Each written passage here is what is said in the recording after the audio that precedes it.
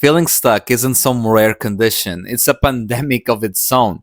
And if you're watching this, you probably know what I mean. It's this feeling of you're meant for so much more, but you're stuck. You don't know how to move. Like right now, I didn't want to record this. I spent the last hour looking at my laptop, convincing myself I wasn't good enough, that my English sucked this morning, that I didn't look as good. And we all go into this thing, planning, overthinking, procrastinating our way onto nothing. And there's a point you have to ask yourself, why? Why do we keep sabotaging ourselves? And if you're watching this and it's 2 a.m. or 6 a.m. and you're stuck there, scrolling through your feed, watching these people living their perfect lives while you're stuck there, questioning your life choices, I see you, because I'm the same. But first things first, I want to talk with you about this whole living in your head thing. Because I woke up this morning and I was thinking about this. How many times I have planned the perfect workout routine, the perfect diet in my head. And you know how many times I actually pursued that? Zero. None. It's this trap we all fall into, analysis paralysis. We think that somehow, if we can plan the whole thing through, it will make the thing easier. But it fucking doesn't. And you know what's even worse? We are too comfortable being uncomfortable. We are so used to feeling like shit about our normal lives that it becomes the new normal. The job you hate, at least you're being realistic. The relationship that's going nowhere, at least you're not alone. Or the dreams you keep putting off, because at least you're being realistic. And I hate that fucking word, because who gets to tell you what's realistic? Let me tell you something about comfort zones. Comfort zones are the same as a shitty friend who tells you, just stay there, it's safe. But they are not keeping you safe, they are keeping you stuck. Because every day you spend on your comfort zone, your dreams die, your ambitions die, a piece of you dies. Your belief in yourself is completely destroyed. You start telling yourself, this is who I am, this is what my life is. But that's not true. It was never true. You know, what keeps us in those comfort zones isn't just laziness, it's fear.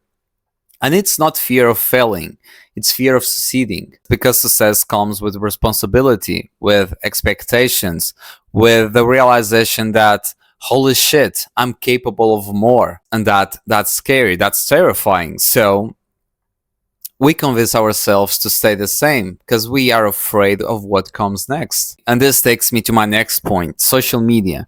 Because we are all doing the same shit. We go to Instagram and we compare our shitty life, our normal life, a normal person's life to someone little circle, you know, the highlight reel of their lives. We are so fucking busy trying to live up to these fake lives that we forget to write our own life, write our own story. I think what pisses me off the most is that we are so fast saying yes to the things that makes us look good instead of saying yes to the things that makes us feel good. When was the last time you actually did something for you? Not for the likes, not for the validation, but something that made your soul feel alive. I think that's what we are missing the most. I think that's what social media stole from us. And the only way to stop that is really just live your own life and stop comparing your own dreams to anyone else. And this makes me think, let's talk about dreams, not goals, dreams. When did we stop allowing ourselves to dream big, like fucking big? When did it turn from I want to save the world to I just want a stable 9 to 5? Like when I was a kid, I wanted to be a superhero. You know, save the world, get the girl, have some fun.